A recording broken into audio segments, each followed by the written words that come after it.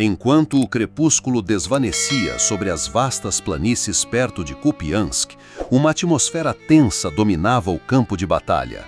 Ventos frios varriam os campos de trigo secos, trazendo o cheiro acre de pólvora e metal queimado de confrontos anteriores. As forças russas, após meses mantendo posições estáticas na área, lançaram um raro ataque mecanizado para tomar a margem esquerda de Kupiansk, um ponto estratégico crucial no leste da Ucrânia. Esse movimento marcou a primeira tentativa da Rússia em quase 3 meses para recapturar áreas-chave ao longo do rio Oskium, com o objetivo de estabelecer uma cabeça de ponte para avançar mais na região de Kharkiv. O ataque, envolvendo 2 tanques T-72B3, 3 veículos blindados MTLB e cerca de 40 soldados, representou o esforço inicial da Rússia para retomar operações mecanizadas em grande escala na região. Embora a formação fosse modesta, foi um dos poucos ataques mecanizados realizados pela Rússia na frente leste desde o verão de 2025. No entanto, a preparação meticulosa e a resposta feroz da Ucrânia transformaram o ataque em um fracasso catastrófico, deixando para trás destroços carbonizados de tanques e dezenas de soldados russos mortos ou fugindo em desordem. A Rússia planejou o ataque após o que Moscou descreveu como negociações bem-sucedidas no Alasca. Embora os detalhes dessas conversas não tenham sido amplamente divulgados, elas pareceram aumentar a confiança dos comandantes russos, convencendo-os de que era o momento certo para um ataque surpresa para recuperar a iniciativa em Kupiansk. Essa área, localizada na região de Kharkiv, há muito é um ponto estratégico onde as forças russas buscavam controle para expandir sua zona de contenção e pressionar as defesas ucranianas. Nos dias que antecederam o ataque, a inteligência russa realizou reconhecimento ao longo da margem esquerda de Kupiansk. Veículos aéreos não tripulados Orlan-10 russos, com um alcance operacional de 120 km, tempo máximo de voo de 16 horas e capacidades de imagem de alta resolução, foram usados para mapear as posições defensivas ucranianas. As imagens revelaram várias fortificações e pontos de controle ucranianos ao longo do rio Oskil, mas não detectaram sistemas avançados de defesa aérea como o Buk M1 ou o S-300. O reconhecimento também identificou rotas de aproximação potenciais por campos abertos, levando os comandantes russos a acreditarem que o terreno favoreceria suas unidades mecanizadas. Isso os convenceu de que suas forças poderiam romper rapidamente as defesas ucranianas com um ataque rápido usando tanques e veículos blindados. A formação de ataque da Rússia foi cuidadosamente organizada, embora limitada em escala. 2 tanques T-72B3, cada um pesando 46 toneladas, estavam equipados com um canhão de alma lisa 2A46M de 125 mm, capaz de disparar projéteis perfurantes estabilizados por aletas APF-DSD a uma velocidade inicial de 1.700 metros por segundo e um alcance efetivo de cerca de 2.000 metros. Esses tanques possuíam o sistema de controle de tiro Sosna-U, permitindo a aquisição de alvos em condições de pouca luz, e blindagem reativa explosiva, Contact 5, para reduzir danos de armas antitanque. Esses tanques deveriam liderar o ataque, abrindo caminho para 3 veículos blindados MTLB, cada um armado com uma metralhadora PKT de 7,62 mm com alcance efetivo de 1.500 metros e capaz de transportar 11 soldados. O MTLB, com velocidade máxima de 61 km por hora em terreno plano, foi projetado para transportar infantaria rapidamente por terrenos acidentados, mas sua blindagem fina, de 7 a 14 mm, o tornava vulnerável a armas antitanque. aproximadamente 40 soldados de infantaria armados com fuzis AK-74M com alcance efetivo de 500 metros e cadência de 600 disparos por minuto e granadas RGD-5 com raio letal de 5 metros seguiam para assegurar posições após os tanques abrirem caminho. Em apoio, a Rússia posicionou vários obuseiros autopropulsados 2S-3 Akatia, de 152 mm, com alcance máximo de 18,5 km e cadência de 3 a 4 disparos por minuto para fornecer suporte de fogo de longo alcance. Esses obuseiros usavam projéteis explosivos OF-540 com raio letal de 25 metros, apoiados por equipes de reconhecimento de artilharia para ajustar o fogo. O plano da Rússia era enfraquecer as fortificações ucranianas com bombardeios de artilharia, depois avançar com a força mecanizada, aproveitando velocidade e poder de fogo para superar as defesas. Enquanto a Rússia se preparava, as forças ucranianas em Kupiansk estavam longe de estar ociosas. O regimento de drones separado Achilles 429, a Brigada Mecanizada Separada 116 e a Brigada Karadag 15 do Grupo Operacional receberam alertas de inteligência sobre atividades russas incomuns. Drones de reconhecimento ucranianos Zala 421-16E, com tempo de voo de 4 horas, alcance de 50 km e câmeras ópticas e infravermelhas, detectaram movimentos de veículos blindados russos em florestas esparsas a cerca de 15 km a leste de Kupiansk.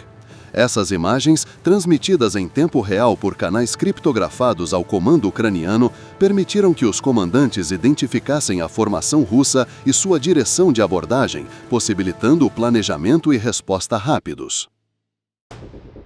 O regimento Achilles, apelidado de Matadores de Blindagem, foi a peça central da defesa.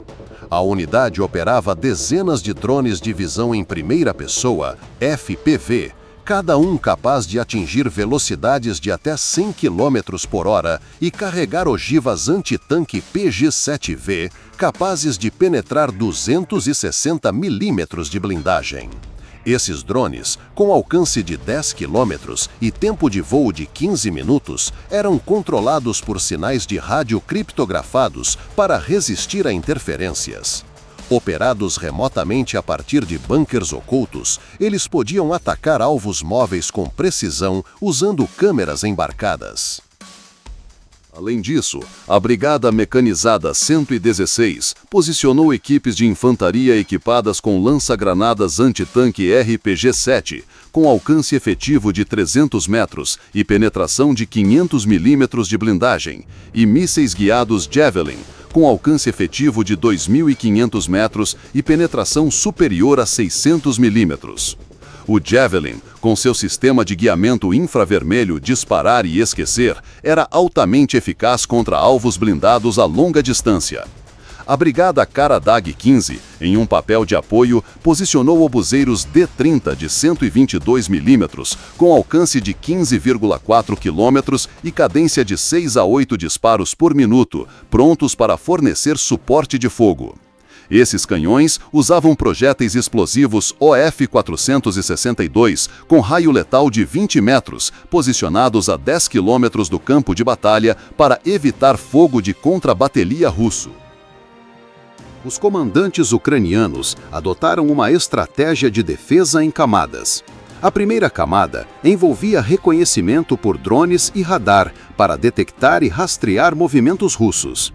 O radar de contrabateria APQ-36, capaz de detectar fogo de artilharia e localizar sua origem em um raio de 24 km, monitorava a atividade de artilharia russa. A segunda camada consistia em equipes de drones FPV encarregadas de atacar veículos blindados ao se aproximarem. A terceira camada incluía unidades de infantaria e artilharia prontas para eliminar forças sobreviventes se conseguissem superar os ataques de drones. Para conter ataques aéreos ou drones russos, a Ucrânia posicionou o sistema de defesa aérea de curto alcance Strela 10, capaz de atingir alvos a altitudes de até 3.500 metros em um raio de 5 quilômetros. Esse sistema usava mísseis 9M37, viajando a 550 metros por segundo, posicionados em terrenos elevados perto do rio Oskil para proteger áreas defensivas-chave. Fortificações, reforçadas com sacos de areia e concreto, incluíam bunkers de 2 a 3 metros de profundidade, construídos durante preparações defensivas anteriores para proteger as tropas de intensos bombardeios de artilharia russa. Às 4 da manhã, enquanto a escuridão envolvia os arredores de Kupiansk, o rugido dos motores de 2 tanques T-72B3 quebrou o silêncio.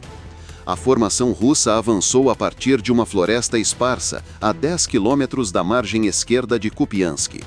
Os tanques, com blindagem reativa Contact 5, projetada para derrotar projéteis perfurantes, moviam-se cautelosamente em terreno acidentado, seguidos por 3 veículos MTLB transportando infantaria. Em apoio, obuseiros 2S3 Akatia abriram fogo a 12 quilômetros de distância, lançando projéteis explosivos contra supostas fortificações ucranianas ao longo do rio Oskil. O bombardeio de 15 minutos, disparando cerca de 50 projéteis, teve efeito limitado, pois a Ucrânia antecipou o ataque e reposicionou defesas-chave com base em inteligência de drones Zala. Fumaça preta subiu dos pontos de impacto, mas a maioria dos projéteis errou os alvos. Quando a formação russa chegou a 3 quilômetros do rio, equipes de reconhecimento ucranianas detectaram seus movimentos por imagens térmicas de drones Zala. O comandante do regimento Aquiles ordenou imediatamente a ação das equipes de drones FPV. 4 drones, cada um carregando uma ogiva PG-7V, foram lançados de uma posição oculta a 2 quilômetros do campo de batalha. Operadores de drones, em equipes de 3 pessoas, usavam displays portáteis de 7 polegadas para navegação precisa. Voando a 50 metros para evitar radares russos, os drones, controlados em visão de primeira pessoa, moviam-se a 80 km por hora, cruzando campos e árvores esparsas para se aproximar da formação russa. O tanque líder T-72B3 tornou-se o primeiro alvo. Um drone FPV atingiu sua torre, onde a blindagem era mais fina, com cerca de 400 milímetros após o Contact 5. A ogiva PG-7V detonou, penetrando a blindagem e incendiando a munição interna. Uma enorme bola de fogo explodiu, acompanhada por uma onda de choque que abalou a área. A explosão, equivalente a 3 quilos de TNT, destruiu a torre e matou a tripulação de 3 pessoas. O segundo tanque, a 200 metros de distância, desviou para evitar o perigo, mas era tarde demais. Um segundo drone FPV, guiado com precisão, atingiu o casco perto do motor, destruindo o sistema de transmissão e imobilizando-o. A tripulação tentou escapar, mas foi eliminada por atiradores ucranianos usando fuzis SVD com alcance efetivo de 800 metros.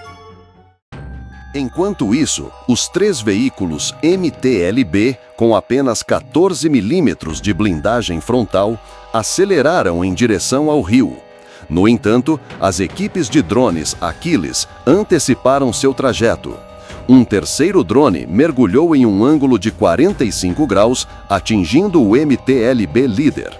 A ogiva PG-7V penetrou o teto, destruindo o compartimento de tropas e matando a maioria dos soldados dentro. A explosão gerou um incêndio que durou mais de 10 minutos, dificultando o avanço de outros veículos. Um segundo MTLB foi atingido por outro drone, com a ogiva detonando nas esteiras, imobilizando-o. O terceiro MTLB, tentando recuar, foi emboscado por uma equipe da Brigada 116 usando um míssil Javelin.